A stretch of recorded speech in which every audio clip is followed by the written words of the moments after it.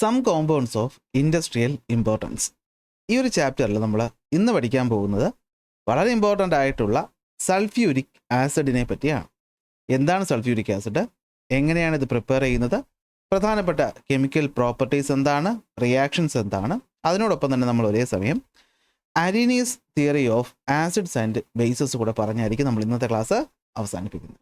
അപ്പോൾ ഇതിന് മുന്നേയുള്ള ക്ലാസ്സുകളൊക്കെ നിങ്ങൾ കണ്ടിട്ടുണ്ടാകുമെന്ന് വിശ്വസിക്കുന്നു. കണ്ടിട്ടില്ലെങ്കിൽ എന്ത് ചെയ്യുക, നമ്മുടെ ഡിസ്ക്രിപ്ഷനിൽ ലിങ്ക് ഉണ്ട് പ്ലേലിസ്റ്റിൻ്റെ, അതിൽ ചെന്നിട്ട് എന്ത് ചെയ്യുക, മുന്നേയുള്ള ക്ലാസ്സുകൾ കാണുക.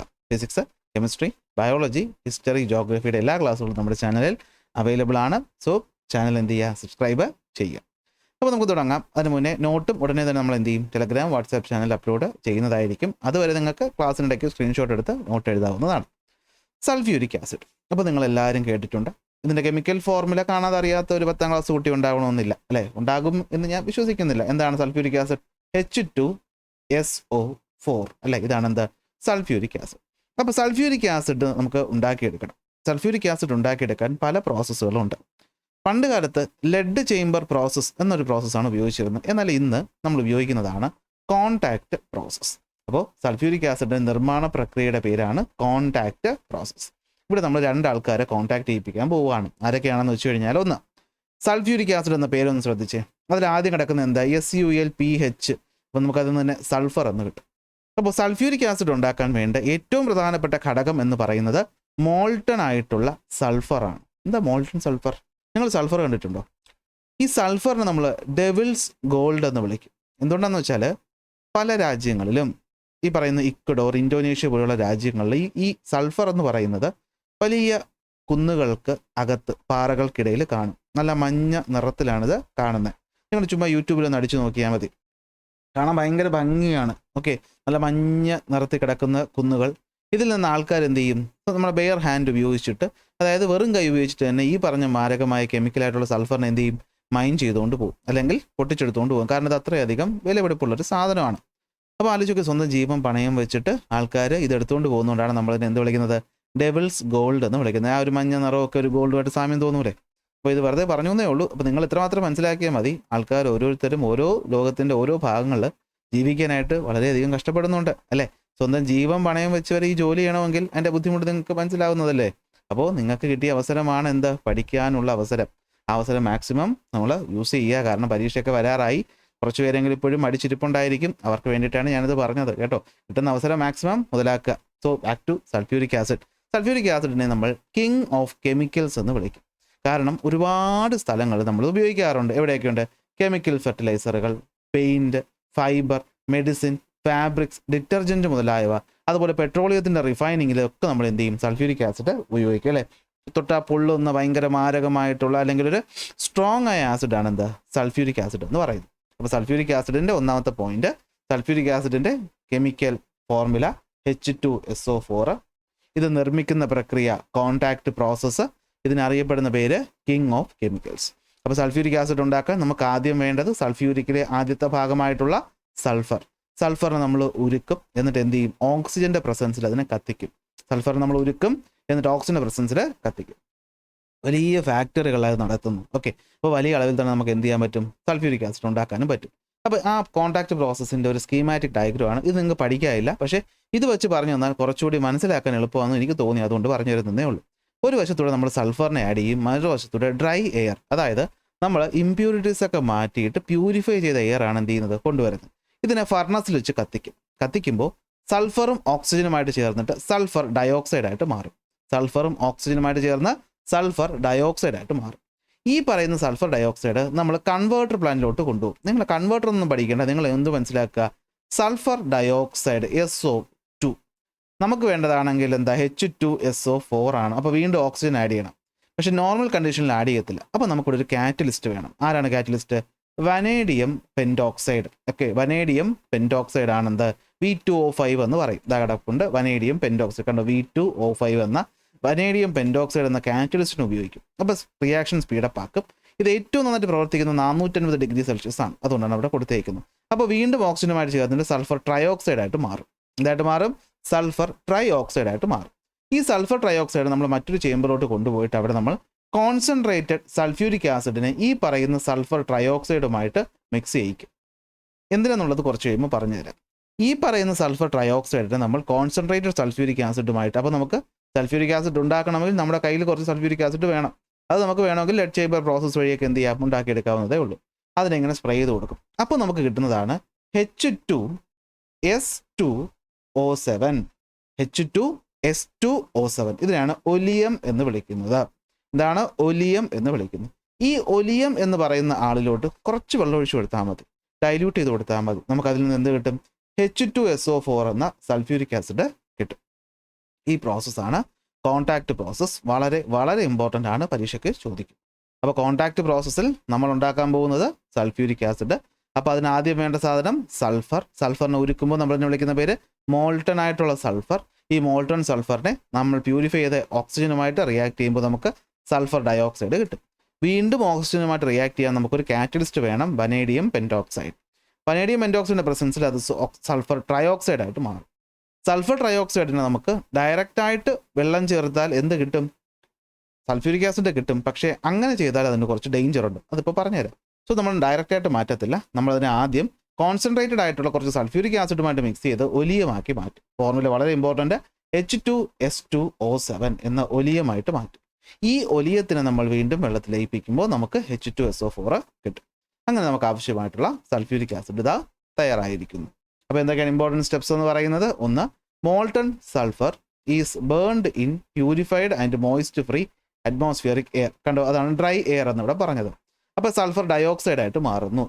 എസ് സോളിഡ് അല്ലേ, എന്ത് ചെയ്യുന്നു? O2 മാറുന്നു. SO2 ഗ്യാസ് ആയിട്ട് മാറും. ഓക്കെ, SO2 ഗ്യാസ് ആയിട്ട് മാറും. ഈ സൾഫർ ഡയോക്സൈഡ് ഫസ്റ്റ് സ്റ്റെപ്പിൽ ഫോം ചെയ്ത് വീണ്ടും ഓക്സിജനുമായിട്ട് കമ്പൈൻ ചെയ്യുന്നു കാറ്റലിസ്റ്റായ വനേഡിയം പെൻറ്റോക്സൈഡിൻ്റെ പ്രസൻസിൽ. വളരെ ഇമ്പോർട്ടൻ്റ് ആണ്, കോൺടാക്ട് പ്രോസസ്സിൽ കാറ്റലിസ്റ്റ് എന്തെന്ന് വൺ വേർഡിൽ ചോദിക്കാം.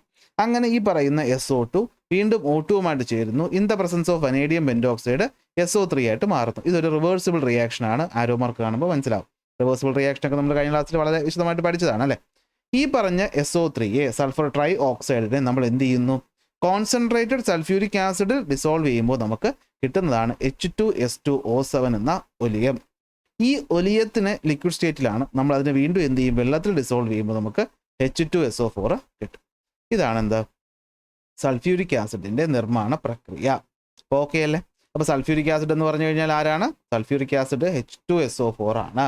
ഈ H2SO4 വിളിക്കുന്ന പേരെന്താണ്? കിങ് ഓഫ് കെമിക്കൽസ് എന്നാണ്. നിർമ്മിക്കുന്ന പ്രക്രിയയുടെ പേര് കോൺടാക്ട് പ്രോസസ്സ്. ഇങ്ങനെ അനുസരിച്ചാൽ മതി.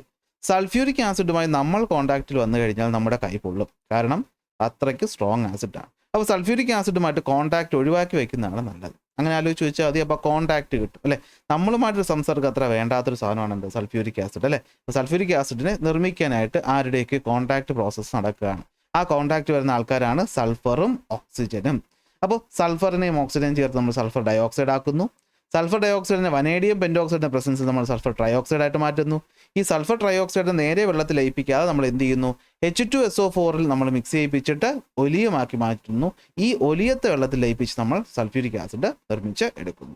പ്രോസസ്സ് വളരെ ഇമ്പോർട്ടൻറ്റ്. അപ്പോൾ ഇവിടെ ഒരു ഇമ്പോർട്ടൻ്റ് ആയിട്ടുള്ള കാര്യം പരീക്ഷയ്ക്ക് ചോദിക്കും. ഈ SO3 + H2SO4 ചെയ്ത് കഴിഞ്ഞാൽ നമുക്ക് എന്ത് കിട്ടും? H2SO4 കിട്ടണ്ടേ? 2 ഹൈഡ്രജൻ, സൾഫർ, ഓക്സിജൻ 4 എണ്ണം. പിന്നെ എന്തായാലും നമ്മൾ നന്നായിട്ട് എന്തുകൊണ്ട് നമ്മൾ ചെയ്യാത്തതിൻ്റെ റീസൺ, ഇങ്ങനെ ചെയ്താൽ ഈ പറയുന്ന റിയാക്ഷൻ എന്ന് പറയുന്നത് ഇവിടെ നമ്മൾ നോക്കിക്കഴിഞ്ഞാൽ ഈ റിയാക്ഷനോടൊപ്പം നമുക്ക് ഹീറ്റ് കൂടെ ലിബറേറ്റ് ചെയ്യുന്നതായിട്ട് മനസ്സിലാക്കാൻ പറ്റും. കാരണം ഇതെന്താണ്? ഇതൊരു എക്സോതെർമിക് റിയാക്ഷനാണ്. ഇതൊരു എക്സോതെർമിക് റിയാക്ഷനാണ്. അപ്പോൾ എക്സോതെർമിക് റിയാക്ഷൻ്റെ പ്രശ്നം എന്താണെന്ന് വെച്ച് കഴിഞ്ഞാൽ, നമ്മളിങ്ങനെ സൾഫർ ട്രയോക്സൈഡിനെ വെള്ളമായിട്ട് മിക്സ് ചെയ്യുന്ന സമയത്ത് ഈ സൾഫർ ട്രയോക്സൈഡും വെള്ളവും കൂടെ ചേർന്നിട്ട് എന്ത് പറ്റും? H2SO4 ആയിട്ട് മാറും. പക്ഷേ ഇത് ഹൈ ടെമ്പറേച്ചർ ഉണ്ടാവുന്ന കാരണം, അല്ലെങ്കിൽ എക്സോതെർമിക് ആയത് കാരണം ഇത് വേപ്പറായിട്ട് മാറും. Okay, so the sulphuric acid initially formed turns into fog like particles which will hinder the further dissolution. അപ്പോൾ ഇത് കാരണം എന്ത് പറ്റും? ഫർദർ റിയാക്ഷൻ നടക്കാതെ തടയും. അപ്പോൾ അതുകൊണ്ട് നമുക്ക് കിട്ടത്തില്ല. അതുകൊണ്ടാണ് നമ്മൾ എന്ത് ഉപയോഗിക്കാത്തത്, അല്ലെങ്കിൽ എന്ത് ചെയ്യാത്തത്? ഡയറക്റ്റായിട്ട് ഇതിനെ പിടിച്ച് കൊടുക്കാത്തത്. ഡയറക്റ്റായിട്ട് ഇതിനെ അങ്ങോട്ട് പിടിച്ചു കൊടുക്കാത്തത്, അല്ലെങ്കിൽ വെള്ളത്തിൽ ഡിസോൾവ് ചെയ്യാത്തതിൻ്റെ കാരണം ഇതാണ്. ചോദിക്കും. സോ മനസ്സിലാക്കുക എന്താണ്? Industrial avoidance of the direct SO3 dissolution. SO3യെ ഡയറക്റ്റ് ആയിട്ട് എന്തുകൊണ്ട് ഡിസൊല്യൂഷൻ ചെയ്യുന്നില്ല എന്ന് വെച്ചാൽ, ഈ പറയുന്ന SO3 വെള്ളവുമായിട്ട് ചേരുമ്പോൾ സൾഫ്യൂരിക് ആസിഡ് കിട്ടും. പക്ഷേ അത് എക്സോതെർമിക് റിയാക്ഷൻ ആണ്. അപ്പോൾ വേപ്പറൈസ് ചെയ്ത് പോകുന്ന കാരണം സ്മോക്ക് ലൈക്ക് പാർട്ടിക്കിൾസ് ഉണ്ടാകും. അല്ലെങ്കിൽ ഫോഗ് പ്ലസ് സ്മോക്ക് ആണ് എന്ത് സ്മോഗ് എന്ന് പറയുന്നത്. ഈ മിസ്റ്റ് എന്ന് പറയുന്നത് പറഞ്ഞ ഉപകരണങ്ങളൊക്കെ ചെന്ന് പറ്റി പിടിച്ചിരുന്നിട്ട് ഫർദർ ഈ പറയുന്ന റിയാക്ഷൻ നടക്കാതാക്കും. അപ്പോൾ അതുകൊണ്ടാണ് നമ്മൾ എന്ത് ചെയ്യുന്നത്, ഡയറക്റ്റായിട്ട് ചെയ്യാതെ H2SO4നെ SO3യെ H2SO4ഉമായിട്ട് ചേർത്ത് ഒലിയം ആക്കി മാറ്റിയതിനു ശേഷം നമ്മൾ എന്ത് ചെയ്യുന്നത്, ഈ റിയാക്ഷൻ നടത്തിപ്പിക്കുന്നതിൻ്റെ കാരണം എന്ന് പറയുന്നത് ഇതാണ്. ഓക്കെ, അപ്പോൾ ഇതാണ് എന്താ ഇൻഡസ്ട്രിയൽ അവോയ്ഡൻസിൻ്റെ റീസൺ എന്ന് പറയുന്നത്. സെറ്റല്ലേ? ഓക്കെ അല്ലേ? അപ്പോൾ ഈ ചാർട്ട് ഒന്ന് ഫില്ല് ചെയ്യാൻ നിങ്ങൾക്ക് ഇപ്പോൾ പറ്റത്തില്ലേ? പറ്റും അല്ലേ? സൾഫർ ഓക്സിജനുമായിട്ട് ചേരുന്നു, എന്നിട്ട് OSO2 ആയിട്ട് മാറുന്നു. ഈ SO2 വനേഡിയം പെൻഡോക്സൈഡിൻ്റെയും 450 ഡിഗ്രി ടെമ്പറേച്ചറിൻ്റെ പ്രസൻസിൽ എന്തായിട്ട് മാറുന്നു, SO3 ആയിട്ട് മാറുന്നു. ഈ SO3 കോൺസെൻട്രേറ്റ് സൾഫ്യൂരിക് ആസിഡിൻ്റെ പ്രസൻസിൽ സൾഫ്യൂരിക് ആസിഡ് ഒലിയമായിട്ട് മാറുന്നു. ഒലിയം വീണ്ടും എന്ത് ചെയ്യുന്നു, വെള്ളവുമായിട്ട് ചേരുമ്പോൾ എന്തായിട്ട് മാറുന്നു, H2SO4 ആയിട്ട് മാറും. അങ്ങനെ കിട്ടുന്ന സൾഫ്യൂരിക് ആസിഡിൻ്റെ ഫിസിക്കൽ പ്രോപ്പർട്ടികൾ എന്തൊക്കെയാണെന്ന് ചോദിച്ചാൽ പറയണം, അത് കളർലെസ് ആണ്, നിറമില്ല. നമ്മളൊരു കോണിക്കൽ ഫ്ലാസ്കിൽ സൾഫ്യൂരിക് ആസിഡ് എടുത്താൽ നിറം കാണത്തില്ല. വിസ്കോസിറ്റി എന്ന് പറയുന്നത് വെള്ളത്തിനേക്കാൾ കൂടുതലായിരിക്കും, അപ്പോൾ കുറച്ച് കട്ടി കാണും. വെള്ളത്തിനേക്കാളും ഡെൻസിറ്റി ഉണ്ട്, വെള്ളത്തിൽ ഡിസോൾവ് ചെയ്യും. അപ്പോൾ നമ്മളിപ്പോൾ പറഞ്ഞ കാര്യമാണ് അല്ലേ, സൊല്യൂബിലിറ്റി ഇൻ വാട്ടർ. വെള്ളത്തിൽ ഈ പറയുന്ന സൾഫ്യൂരിക് ആസിഡ് ഡിസോൾവ് ചെയ്യുമ്പോൾ എന്ത് സംഭവിക്കും, അതൊരു എക്സോതെർമിക് റിയാക്ഷനാണ് പറഞ്ഞു തന്നു. അപ്പോൾ ഇവിടെ എക്സാമ്പിൾ പറയുന്നത് 5 ml വെള്ളം നമ്മൾ എടുക്കുക, എന്നിട്ട് എന്ത് ചെയ്യുക, ചില add A few drops of concentrated sulphuric acid, കുറച്ച് സൾഫ്യൂരിക് ആസിഡിൻ്റെ തുള്ളികൾ ആഡ് ചെയ്ത് കൊടുക്കുക. അതിൻ്റെ ബോട്ടത്തിൽ ടച്ച് ചെയ്താൽ നമുക്ക് എന്ത് മനസ്സിലാക്കാൻ പറ്റും, ചൂടുള്ളത് മനസ്സിലാക്കാൻ പറ്റും. സോ ഒരു എക്സോതെർമിക് റിയാക്ഷനാണ്. അപ്പോൾ ഇതെന്തിനാ പറഞ്ഞതെന്ന് വെച്ചാൽ, നമ്മൾ ലാബിൽ പരീക്ഷണമൊക്കെ ചെയ്യുന്ന സമയത്ത് പരീക്ഷയ്ക്ക് വേണമെങ്കിൽ ഇങ്ങനെ ചോദിക്കാം, എപ്പോഴും നമ്മൾ വെള്ളത്തിലേക്ക്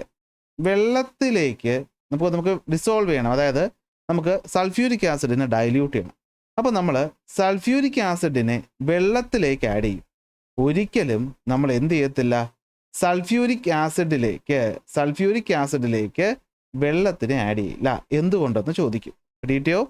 വെള്ളത്തിലേക്ക് നമ്മൾ സൾഫ്യൂരിക് ആസിഡിനെ തുള്ളിയായിട്ട് ആഡ് ചെയ്യുള്ളൂ, അല്ലാതെ കോൺസെൻട്രേറ്റ് അല്ല, നമ്മൾ ഡൈല്യൂട്ട് ചെയ്യാൻ വേണ്ടിയിട്ട് കോൺസെൻട്രേറ്റഡ് സൾഫ്യൂരിക് ആസിഡിലോട്ട് ഒരിക്കലും വെള്ളം എടുത്ത് ഒഴിക്കില്ല. ഒഴിച്ചാൽ എന്ത് പറ്റുമെന്ന് വെച്ച് കഴിഞ്ഞാൽ, ആ ഒഴിക്കുന്നവൻ്റെ കാര്യത്തിൽ കുറച്ച് ബുദ്ധിമുട്ടുണ്ടാകും. ഇതെന്ത് ചെയ്യും, ഇത് പെട്ടെന്ന് സ്പ്ലാഷ് ഔട്ട് ചെയ്യും. അതായത് ഇങ്ങനെ വെള്ളം പൊട്ടിത്തെറിക്കുന്ന പോലെ ഇതെന്ത് ചെയ്യും, തെറിക്കും. കാരണം ഈ H2SO4 എന്ന് പറയുന്ന ഒരു സ്ട്രോങ് ആയിട്ടുള്ള ആസിഡാണ്. അപ്പോൾ അതിലേക്ക് ഈ വെള്ളം വരുമ്പോഴത്തേക്കും ഹൈ ആയിട്ട് എക്സോതെർമിക് റിയാക്ഷൻ ഉണ്ടാകും. ഇവിടെയാണെങ്കിൽ ആലോചിച്ച് നോക്കി, ഇവിടെ വെള്ളമാണ് കൂടുതൽ, ആസിഡ് കുറവ്. അപ്പോൾ ആസിഡ് കുറച്ച് വരുമ്പോൾ ചെറിയ റിയാക്ഷൻ. ഫുൾ ആസിഡിലോട്ട് വെള്ളം ഒഴിക്കുമ്പോഴോ പെട്ടെന്ന് ഈ റിയാക്ഷൻ അങ്ങോട്ട് നടക്കും. സോ അത് നല്ലതല്ല. So while diluting sulphuric acid, the acid has to be added to water. കണ്ടോ, ആസിഡ് വാട്ടറിലേക്ക് ആഡ് ചെയ്യാവുള്ളൂ ചെറിയ ക്വാണ്ടിറ്റിയിൽ. അല്ലെങ്കിൽ എന്ത് പറ്റുമെന്ന് വെച്ച് കഴിഞ്ഞാൽ, സ്പ്ലാഷിങ് ഔട്ട് ഓഫ് ആസിഡ് ആക്സിഡൻറ്റുകൾക്ക് കാരണമാകുന്നു. അപ്പോൾ അതെന്ത് ചെയ്യണം, ഒന്ന് ആലോചിച്ച് വയ്ക്കണം. നിങ്ങൾ ഭാവിയിൽ +1 +2 പോകുമ്പോൾ കമ്പ്യൂട്ടർ സയൻസോ ബയോളജി സയൻസോ ഒക്കെ എടുക്കുകയാണെങ്കിൽ കെമിസ്ട്രി ലാബിൽ പോകും. നമ്മൾ ലാബിൽ പോകുമ്പോൾ സൾഫ്യൂരിക് ആസിഡ് എടുക്കേണ്ട സാഹചര്യങ്ങളൊക്കെ വരും. അല്ലെങ്കിൽ നിങ്ങൾ ഡിഗ്രിക്ക് പോകുമ്പോഴൊക്കെ ആവശ്യം വരുമ്പോൾ ഇതെപ്പോഴും ഓർത്തോളണം. ഇനി ഒന്നും ഓർത്തില്ലെങ്കിലും പരീക്ഷയ്ക്ക് തന്നെ ചിലപ്പോൾ ചോദിക്കും, എന്തുകൊണ്ട്. കാരണം ഇപ്പോഴത്തെ ചോദ്യ പാറ്റേണിന് ഞാൻ പറഞ്ഞു തരേണ്ട കാര്യമില്ലല്ലോ അല്ലേ. രാഹുൽ ലാബിൽ പോയിട്ട് എന്ത് ചെയ്തു, ഒരു ഗ്ലാസ് അല്ലെങ്കിൽ ഒരു പാത്രത്തിൽ H2SO4 എടുത്തിട്ട് അതിലേക്ക് എന്ത് ചെയ്തു, വെള്ളം ഒഴിക്കാൻ പോയപ്പോൾ ടീച്ചർ അത് കണ്ടിട്ട് പറഞ്ഞു അങ്ങനെ ചെയ്യരുത്, എന്തുകൊണ്ട് നിങ്ങളടുത്ത് പറയാൻ പറയും. അപ്പോൾ നിങ്ങൾ പറയണത് എന്താണ്, അങ്ങനെ ഒഴിച്ചാൽ ഹൈലി എക്സോതെർമിക് ആയിട്ടുള്ള റിയാക്ഷൻ നടക്കും. അപ്പോൾ ഈ പറഞ്ഞ ആസിഡ് സ്പ്ലാഷിങ് ഔട്ട് സംഭവിക്കും. എന്ന് വെച്ചാൽ അത് പൊട്ടിത്തെറിക്കും, ദേഹത്ത് വീണാൽ നല്ല സ്ട്രോങ് ആസിഡാണ്, പൊള്ളും. അതാണ് കാര്യം. അപ്പോൾ ഇതാണ് സംഭവം. ഓക്കെ, അപ്പോൾ ഇതാണ് സംഭവം. എന്താണ് ഫിസിക്കൽ പ്രോപ്പർട്ടീസ്? എന്താണ് ഫിസിക്കൽ പ്രോപ്പർട്ടീസ് പറയുന്നത്? കളർലെസ് ആണ്, വിസ്കോസിറ്റി കൂടുതലാണ്, ഡെൻസിറ്റി കൂടുതലാണ്, വെള്ളത്തിൽ ഡിസോൾവ് ചെയ്യും. അങ്ങനെയുള്ള സൊല്യൂബിലിറ്റിയുടെ കേസ് അറിയാമല്ലോ. എന്താണ്, എപ്പോഴും നമ്മൾ വെള്ളത്തിലേക്ക് ആസിഡിനെ ആഡ് ചെയ്യാവുള്ളൂ, ആസിഡിലേക്ക് വെള്ളം ഒഴിക്കരുത്. Chemical properties. സൾഫ്യൂരിക് ആസിഡിൻ്റെ കെമിക്കൽ പ്രോപ്പർട്ടീസ് എന്തൊക്കെയാണ്? ഒന്ന്, ഡീഹൈഡ്രേറ്റിംഗ് പ്രോപ്പർട്ടി ഉണ്ട്, ഡ്രൈയിങ് പ്രോപ്പർട്ടി ഉണ്ട്, സോൾട്ടുമായിട്ട് റിയാക്ട് ചെയ്യുമ്പോൾ കുറച്ച് പ്രശ്നങ്ങളുണ്ട്, അതുപോലെ ഒരു ഓക്സിഡൈസിങ് നേച്ചറും കാണും. ഓരോന്നായിട്ട് നമുക്ക് നോക്കാം. കെമിക്കൽ പ്രോപ്പർട്ടീസിനകത്ത് ആദ്യം വരുന്നതാണ് ഡീഹൈഡ്രേറ്റിംഗ് പ്രോപ്പർട്ടി. എന്താണ് ഡീഹൈഡ്രേറ്റിംഗ് എന്ന് വെച്ചാൽ? ഹൈഡ്രേറ്റിംഗ് എന്ന് വെച്ചാൽ വെള്ളം. അപ്പോൾ ഡീഹൈഡ്രേറ്റിംഗ് എന്ന് വെച്ചാൽ വെള്ളത്തിനെ മാറ്റും. സൾഫ്യൂരിക് ആസിഡിന് ഒരു പ്രത്യേക കഴിവുണ്ട്. നോക്കിയേ, ഇതൊരു കെമിക്കൽ കോമ്പൗണ്ട് ആണ്. എന്തുവാണിത്? നമ്മുടെ സുക്രോസ് ആണ് ഈ ഇരിക്കുന്നത്. ഓക്കെ, അല്ലെങ്കിൽ സുക്രോസ് അല്ല, ഷുഗർ എന്ന് പറയാൻ മതി. ഇതാണ് ഷുഗർ. C12H22O11 ആണ് ഷുഗർ. ഷുഗറിലേക്ക് നമ്മൾ ഒരു വാച്ച് ഗ്ലാസ്സിനകത്ത് നിങ്ങൾ കുറച്ച് പഞ്ചസാര തരികൾ എടുത്തു. നിങ്ങൾക്കറിയാം പഞ്ചസാര തരികൾ എന്ന് പറയുന്നതിൻ്റെ നിറം എന്താണ്? വൈറ്റ് കളറാണ്. ഈ വൈറ്റ് നിറത്തിലോട്ട് നമ്മൾ എന്തിനെ ആഡ് ചെയ്ത് കൊടുക്കുന്നു? H2SO4 എന്ന സൾഫ്യൂരിക് ആസിഡിനെ ആഡ് ചെയ്ത് അല്പസമയം കഴിയുമ്പോഴത്തേക്കും ഈ പറഞ്ഞ പഞ്ചസാര ഇരുന്ന സ്ഥാനത്ത് കറുത്ത നിറത്തിലായിട്ട് ഒരു ചെറിയ സാധനം മാത്രം കാണത്തുള്ളൂ. എന്ത് സംഭവിക്കുമെന്ന് വെച്ചാൽ സൾഫ്യൂരിക് ആസിഡിന് ഡീഹൈഡ്രേറ്റിംഗ് പ്രോപ്പർട്ടി ഉണ്ട്. എന്ന് വെച്ചാൽ ഈ പറയുന്ന കോമ്പൗണ്ടിൽ വെള്ളം ഉണ്ടാക്കാനുള്ള മോളിക്യൂൾ ഉണ്ടോ? ഉണ്ട്. ഹൈഡ്രോജനും ഓക്സിജനും ചേർന്നാണ് വെള്ളം ഉണ്ടാകുന്നത്. അപ്പോൾ വെള്ളം ഉണ്ടാകുന്ന മോളിക്യൂൾ ഉണ്ട്. സൾഫ്യൂരിക് ആസിഡ് ഏതെങ്കിലും ഒരാളുമായിട്ട് മിക്സ് ചെയ്യുമ്പോൾ അതിൽ വെള്ളം ഉണ്ടാക്കാനുള്ള HOയും ഉണ്ടെങ്കിൽ അവരെ എന്ത് ചെയ്യും? വെള്ളമാക്കി മാറ്റും. ഇവിടെ കണ്ടോ, H2O 2 ഹൈഡ്രോജൻ ഒരു ഓക്സിജനും ചേരുമ്പോഴാണ് വെള്ളമാവുന്നത്. ഇവിടെ 22 ഹൈഡ്രോജനും 11 ഓക്സിജനും ഉണ്ട്. അപ്പോൾ നമുക്കറിയാൻ പറ്റും എന്താണ്? ഇവിടെ 11 വാട്ടർ മോളിക്യൂൾസ് ഉണ്ടാക്കാൻ പറ്റും. സോ എന്ത് പറ്റും? 11 വാട്ടർ മോളിക്യൂൾസിന് ഉണ്ടാക്കും. ബാക്കി 12 കാർബൺ മിച്ചം. ആ 12 കാർബൺ അവിടെ തന്നെ ഇരിക്കും. കണ്ടോ? അപ്പോൾ എന്ത് പറ്റും? 11 വാട്ടർ മോളിക്യൂളും 12 കാർബണും ബാക്കിയിരിക്കും. ഈ 12 കാർബണാണ് ഇവിടെ കറുത്ത നിറത്തിൽ കാണുന്നത്. What is the black substance that remain? That is carbon. അതെന്താണ്? കാർബൺ ആണ്. What is the ratio of the number of atoms of hydrogen and the oxygen in a molecule of sugar? ഷുഗറിൽ ratio എന്താ? 22:11 എന്ന് വെച്ചാൽ 2:1 എന്നല്ലേ? അത് തന്നെ അല്ലേ ഇടാ വെള്ളത്തിലുള്ള മോളിക്യൂളിന് റേഷ്യോയും? Hydrogen 2, oxygen 1. സോ എന്ത് പറ്റും? സൾഫ്യൂരിക് ആസിഡിന് എന്ത് ചെയ്യാൻ പറ്റും? എലമെൻറ്റുകളിൽ നിന്നും ഹൈഡ്രോജനെയും ഓക്സിജനെയും അബ്സോർബ് ചെയ്യാനുള്ള കഴിവുണ്ട്. ഇതിനാണ് ഡീഹൈഡ്രേഷൻ പ്രോപ്പർട്ടി എന്ന് പറയുന്നത്. So it is the process of absorbing. ശ്രദ്ധിച്ച് കേട്ടോളെ, കെമിക്കലി കമ്പൈൻഡ് വാട്ടർ. കാരണം ഇപ്പോൾ C12 H22O11 സത്യം പറഞ്ഞാൽ ഇവർ 3 പേര് തമ്മിൽ കെമിക്കൽ ബോണ്ടിങ്ങിലാണ്. സോ അവർ കെമിക്കലി കമ്പൈൻഡ് ഇരിക്കുകയാണ്. അങ്ങനെ കെമിക്കലി കമ്പൈൻഡായി ഇരിക്കുന്ന ഒരാളിൽ നിന്നും ഹൈഡ്രോജനെയോ ഓക്സിജനെയോ വെള്ളത്തിൽ കാണുന്ന അതേ റേഷ്യോയിൽ മാറ്റിയെടുക്കാൻ സൾഫ്യൂരിക് ആസിഡിന് പറ്റും. സോ സൾഫ്യൂരിക് ആസിഡ് ഒരു സ്ട്രോങ് ഡീഹൈഡ്രേറ്റിംഗ് ഏജന്റ് ആണെന്ന് പറയാം. അതിൻ്റെ അർത്ഥം ഒന്നുകൂടി നോക്കി. Dehydration is a process of absorbing chemically combined water അല്ലെങ്കിൽ ഹൈഡ്രോജൻ ആൻഡ് ഓക്സിജൻ. എങ്ങനെ? In the chemically combined water എന്ന് വെച്ചാൽ H2O, അല്ലെങ്കിൽ എന്താണ്? ഹൈഡ്രോജനെയും ഓക്സിജനെയും in the same ratio as in water. വെള്ളത്തിൽ കിട്ടുന്ന അതേ 2:1 റേഷ്യോയിൽ എടുത്തു മാറ്റി കഴിക്കാൻ അല്ലെങ്കിൽ എടുത്തു മാറ്റാൻ ആർക്കുള്ള കഴിവുണ്ട്? ഏതെങ്കിലും വസ്തുവിന് കഴിവുണ്ടെങ്കിൽ അതിനെ ഡീഹൈഡ്രേഷൻ എന്ന് വിളിക്കും. സൾഫ്യൂരിക് ആസിഡിന് ആ കഴിവുള്ളത് കൊണ്ട് സൾഫ്യൂരിക് ആസിഡ് ഒരു സ്ട്രോങ് ഡീഹൈഡ്രേറ്റിംഗ് ഏജന്റ് ആണെന്ന് നമുക്ക് പറയാനായിട്ട് പറ്റും. ഓക്കെ, അപ്പോൾ ഇവിടെ നോക്കിയേ, ഇവിടെ നമുക്ക് എന്താ കാണാൻ പറ്റുന്നത്? സൾഫ്യൂരിക് ആസിഡ് നമ്മൾ ഗ്ലൂക്കോസ് ഒരു ബീക്കറിൽ എടുത്തു അല്ലേ? ഒബ്സർവേഷൻ എന്തായിരിക്കും? ഒരു ബ്ലാക്ക് കളറിലുള്ള ഒരു റെസിഡ്യൂ നമുക്ക് അവിടെ നിന്ന് കിട്ടും. ഇനി കോൺസെൻട്രേറ്റഡ് സൾഫ്യൂരിക് ആസിഡ് നമ്മൾ കോപ്പർ സൾഫേറ്റിൽ എഴുതുന്നു. കോപ്പർ സൾഫേറ്റ് എന്ന് വെച്ചാൽ എന്താണ്? CuSO4 എന്ന് പറയുമ്പോൾ നിങ്ങൾ വിചാരിക്കും, സാർ ഇവിടെ പിന്നെ വെള്ളമൊന്നുമില്ലല്ലോ, 5H2O ആണ് സത്യത്തിൽ എന്തെന്ന് പറയുന്നത്? കോപ്പർ സൾഫേറ്റ് എന്ന് പറയുന്നത്. ഓക്കെ, അതായത് കോപ്പർ സൾഫേറ്റിനകത്ത് ഈ ക്രിസ്റ്റലൈൻ ഫോം ഓഫ് വെള്ളം കൂടി ഉണ്ടെങ്കിൽ അത് പ്രോപ്പർ കോപ്പർ സൾഫേറ്റ് ആവും.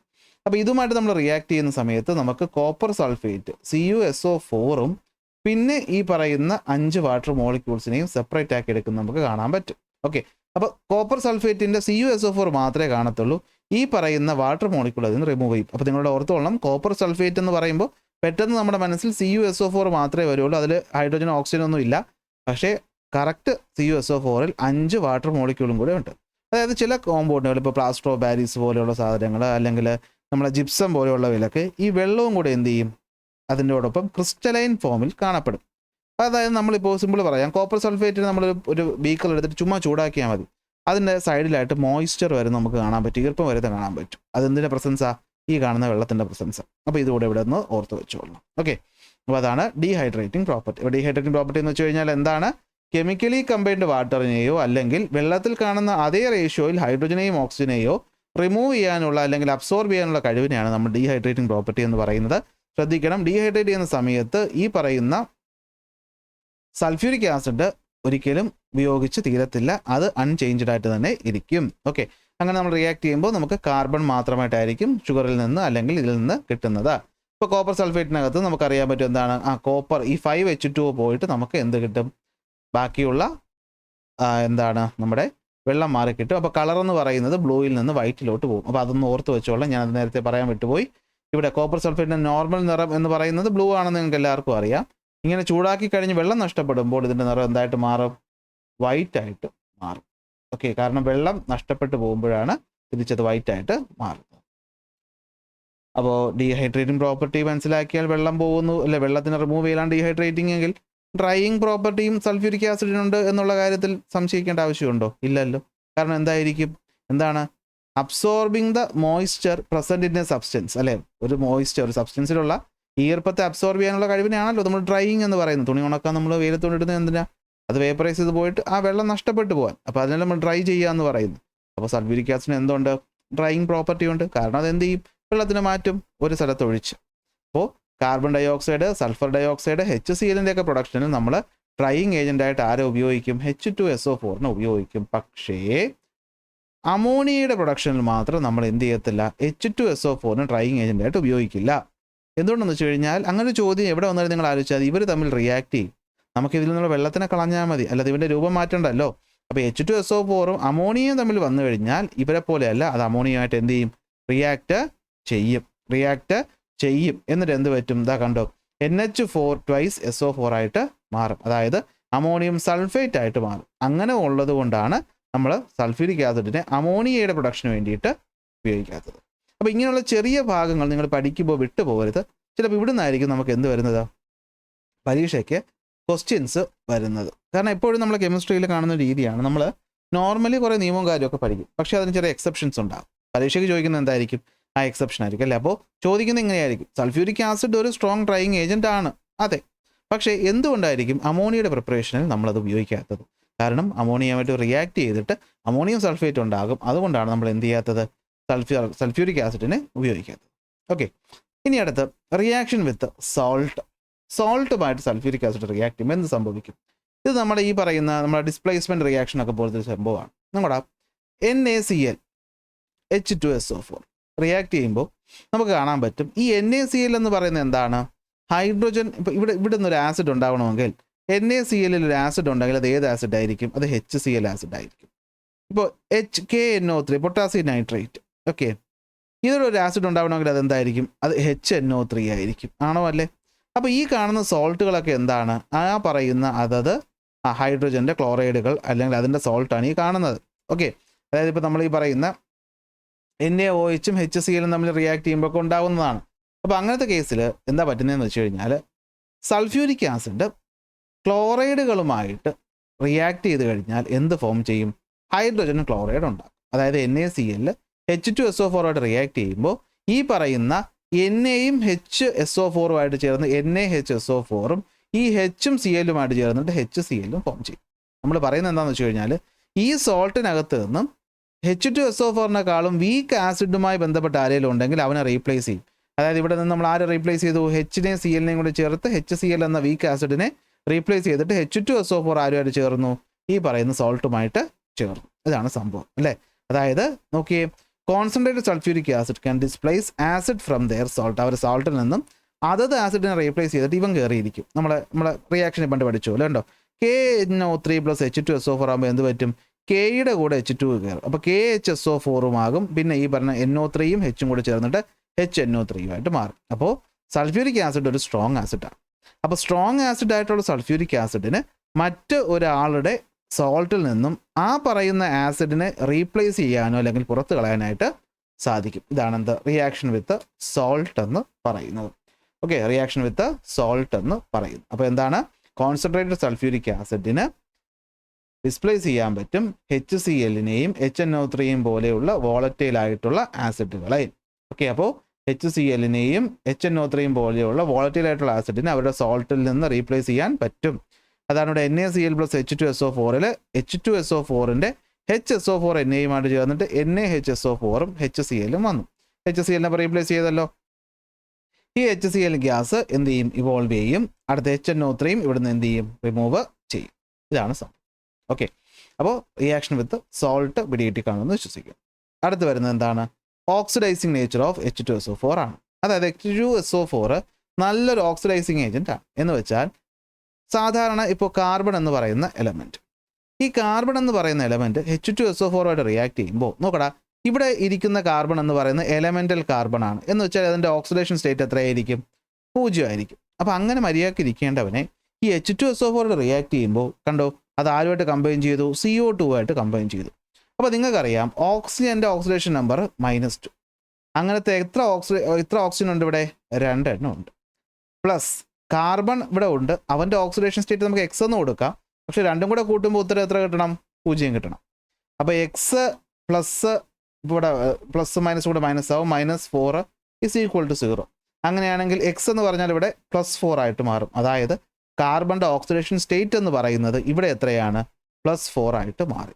അപ്പോൾ 0 ഓക്സിഡേഷനിൽ നിന്ന് ഇവനെ ഓക്സിജൻ എന്ത് ചെയ്തു? റിയാക്ട് ചെയ്യിപ്പിക്കാൻ വേണ്ടിയിട്ട് കാർബണിൽ നിന്ന് 4 ഇലക്ട്രോൺ എന്ത് ചെയ്യും? നഷ്ടപ്പെട്ടു പോകും. അല്ലെങ്കിൽ നഷ്ടപ്പെട്ടു എന്ന് പറയണ്ട, എന്നാലും എന്ത് ചെയ്യും? 4 ഇലക്ട്രോൺ മാറിയിട്ട് ഓക്സിജനുമായിട്ട് അവൻ എന്ത് ചെയ്യും? റിയാക്ട് ചെയ്യും.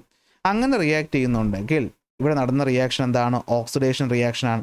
കാർബൺ സംഭവിച്ചത് എന്താണ്? ഓക്സിഡേഷനാണ്. അപ്പോൾ നമുക്ക് പറഞ്ഞൂടെ H2SO4 ആരെങ്കിലുമായിട്ട് റിയാക്ട് ചെയ്താൽ അവനെ ഓക്സിഡൈസ് ചെയ്യും. സോ സൾഫ്യൂരിക് ആസിഡിന് ഒരു ഓക്സിഡൈസിങ് നേച്ചർ ഉണ്ട്. ഓക്സിഡൈസിങ് ഏജൻറ്റ് പോലെ ആക്ട് ചെയ്യും അല്ലേ? ഇവിടെ കണ്ടോ, കോപ്പറും H2SO4 റിയാക്ട് ചെയ്യുമ്പോൾ എന്ത് പറ്റും? കോപ്പറും SO4 ചേർന്നു. അപ്പം നോക്കാം, കോപ്പറിന് നമുക്ക് അറിയില്ല. കോപ്പറിൻ്റെ കേസ് എടുക്കാം. X പ്ലസ് സൾഫറിൻ്റെ എത്രയാണ്? 6 ആണ് ഓക്സിഡേഷൻ നമ്പർ. അത് കാണാതെ പഠിച്ചു വെച്ചാലേ പറ്റുള്ളൂ, അല്ലാതെ കിട്ടത്തില്ല. ഞാൻ പറഞ്ഞു കുറച്ച് ആൾക്കാർ നമുക്ക് അറിഞ്ഞിരിക്കണം. ഓക്സിജൻ്റെ എത്രയാണ്? -2 ആണ്. എത്ര ഓക്സിജനാണ് ഇവിടെ ഉള്ളത്?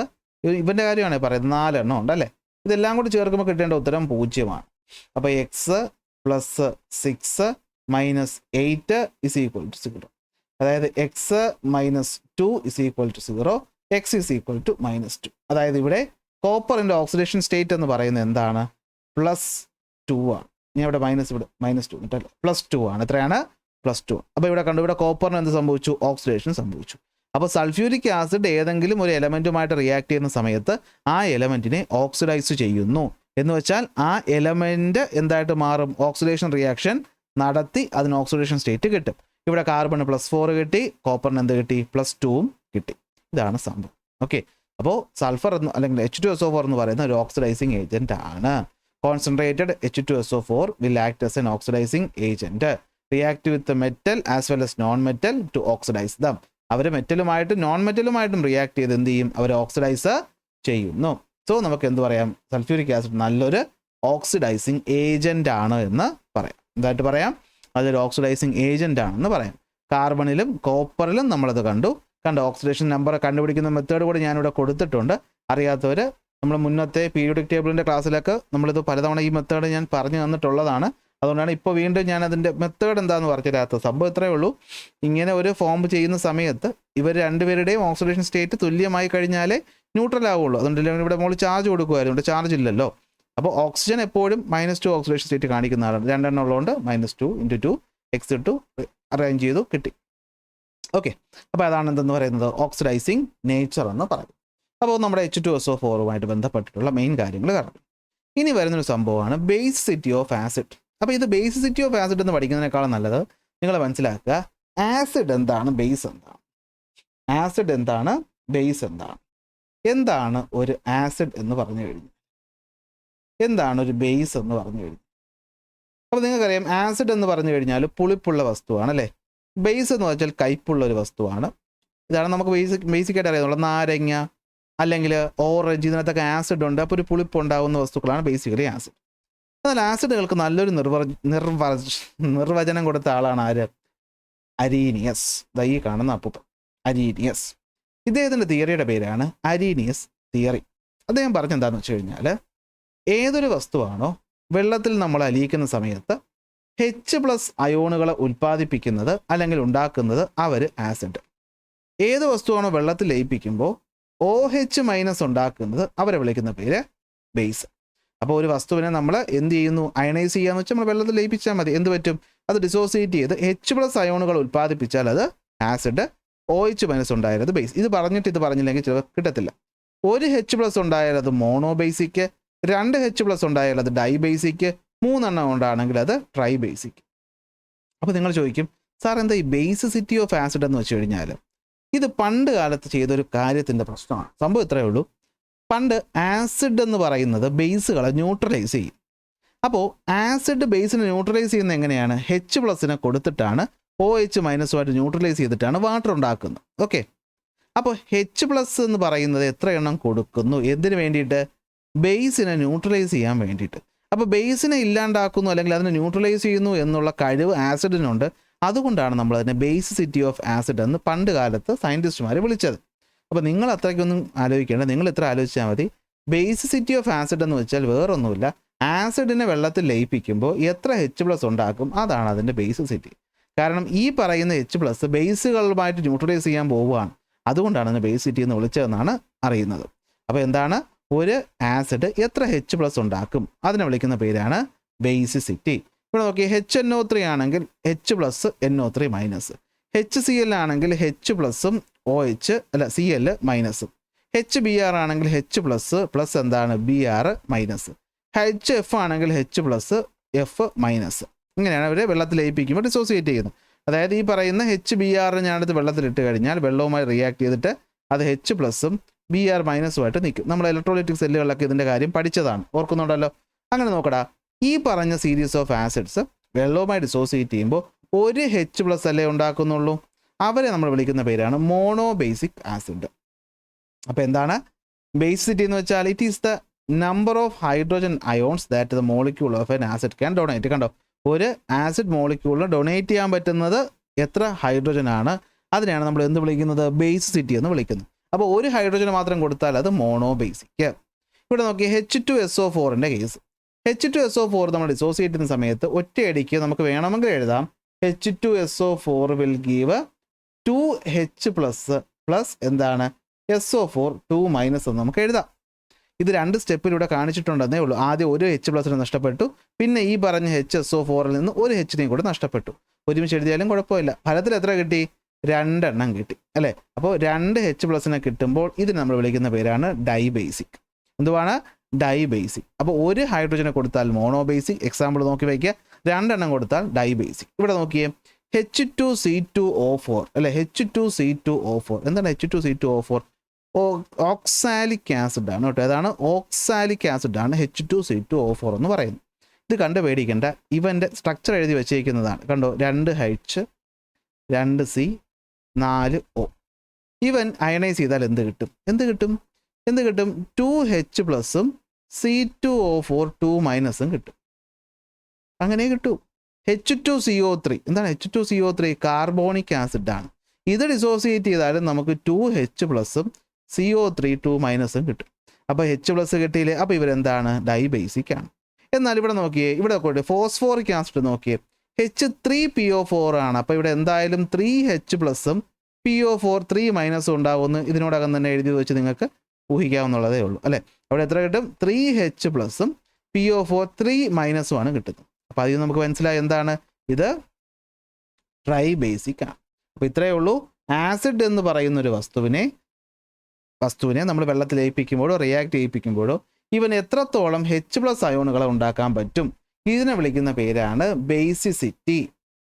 ഒരു H പ്ലസിനെ കൊടുത്താൽ മോണോ, 2 കൊടുത്താൽ ഡൈ, 3 കൊടുത്താൽ ട്രൈ. കണ്ടോ, ട്രൈ ബേസിക് എന്ന് പറയും, ട്രൈ ബേസിക് എന്ന് പറയും.